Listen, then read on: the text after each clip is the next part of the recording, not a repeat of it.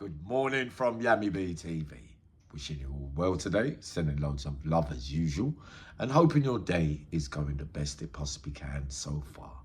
Now, it's fair to say that, having watched me and known about me for a good couple of years now, that during my stay in HMP, I would have had to have bumped into many different kind of characters.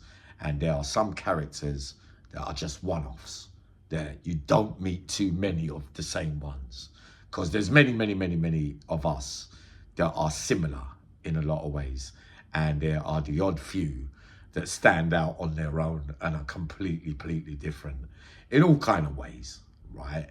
So today's one, mixed in with something else as well, but from the same kind of thing, goes down as the only drug dealer I ever met who sold drugs in prison, allegedly, and couldn't do the maths. So he was dyslexic, sadly, so he couldn't write down lists. All he knew is that he gave you something and he knew by face. And also, he couldn't add up. He couldn't add up, subtract, or blah, blah, blah. All he knew is he would get his parcel, wrap it up into all things and that. He knew that like 7 for £50 or whatever, and have a mailbox, do it that way. And that's how he used to do it.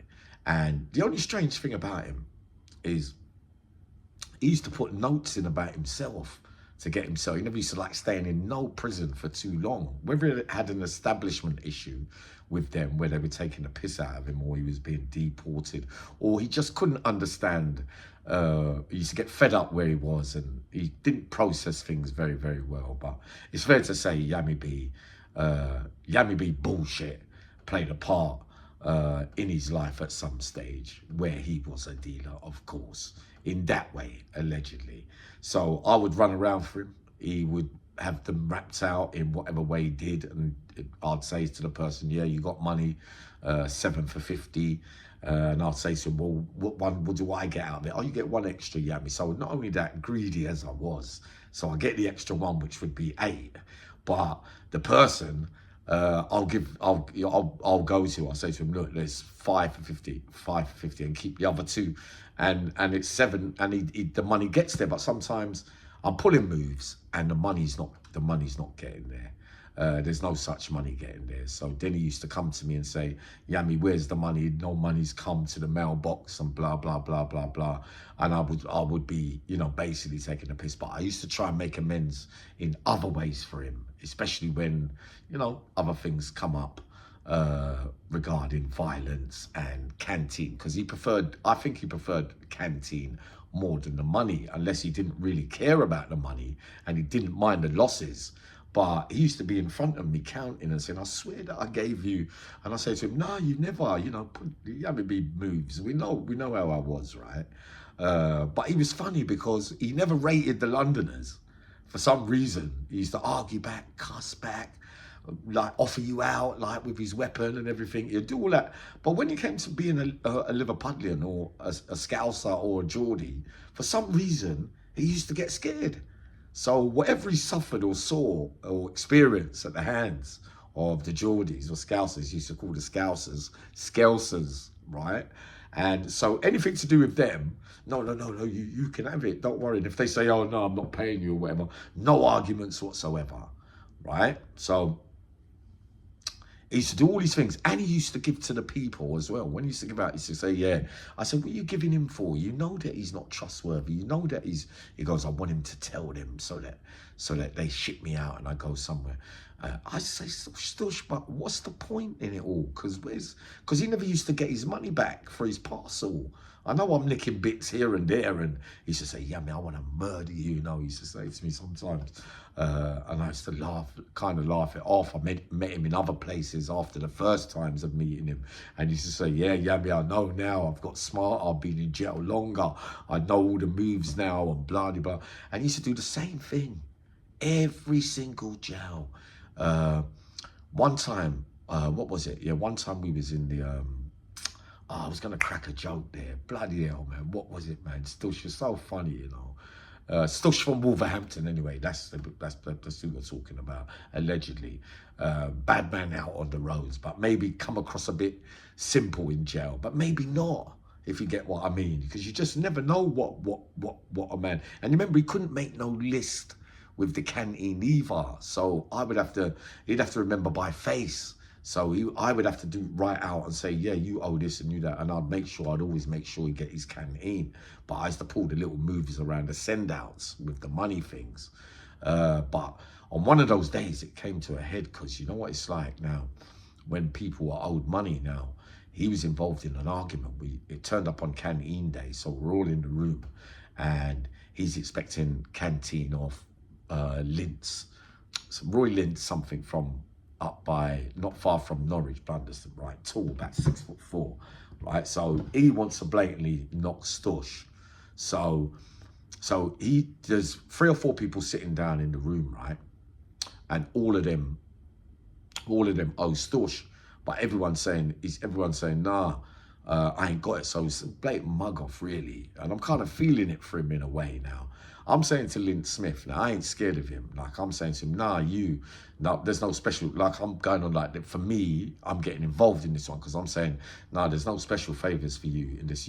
I read out the list for you. I gave you the list and you got the list and you have to pay it. He's saying, nah, instead of him saying, no, he's not paying it, he went for the smallest man in the room, tried to blame him, but he tried to blame Danny Drummond from Nottingham, short, stocky, light-skinned guy. But I knew that Danny Drummond was tough. He's short, stocky, and he's quiet. He don't sound, but I knew that he'd come unstuck. So I said, there you are. You fallen right into the trap. You're mugging off Stush. You're making it, everybody's kind of making him feel small. You know what I mean? I kind of felt it for him, even though I played my part in certain things where I'm putting my moves. I realised this one was a bit over the top. I didn't want him to feel too belittled, if you get what I mean. And so he must have thought Danny Drummond was an idiot, this Lynn Smith, right? So he said something like, yeah, I left mine there with him. Like he didn't make no talk with Danny Drummond. Like they didn't have anything going. He didn't wasn't like you and him was best buddies or anything, but he was a quiet guy and you thought that you could just use his name just because you're 6 foot. But Danny Drummond got out of the chair and absolutely battered him all over the place, smashed him to smithereens. I said to Stush, see, when we was coming out the room, I said to Stush, you see, well, this is him, see, Duppy know to frighten, like somebody give a little talk on something, like sometimes he's saying, I don't have to do nothing, things will just happen to them anyway, like kind of thing. And I was agreeing with him. I was like, yeah, Stush, don't worry, like really did it. He used to pay some strange guy come on the wing with a guitar once, and he used to pay him. He used to do mad ones and say, yeah, I'll give you a Joey. He used to give out Joeys for anything, like to play him a song on a guitar and things like that. He never used to get his money back on all these things. So I used to think, what was the point in doing it? Unless he had endless paper, endless money, where he didn't really care whether he won or lost, kind of thing. But he used to just basically didn't mind. He never used to get his money back for the parcels that he'd be getting in, if you get what I mean. So I used to think, what was it all about?